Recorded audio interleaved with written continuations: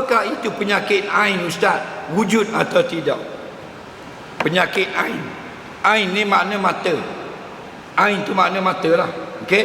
Kenapa dipanggil penyakit mata? Penyakit ain atau penyakit mata ini disebut dalam kitab-kitab hadis, ialah Allah jadikan orang itu mata dia, bila kita tengok pandangan terus ke mata dia, kita rebah, pengsan. Faham?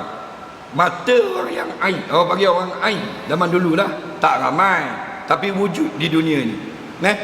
Kita tengok mata dia, dia tengok ke kita, kita pun rebah. Faham lagi? Itu panggil penyakit ain. Dan dalam hadis ada sebut cara berubat. Hendaklah dimandikan atau dibasuh muka orang yang matanya ain itu, dan air bekas itu dijiru ke atas orang yang pengsan, insya-Allah bangun, kata Rasulullah. Itu cara dia. Faham?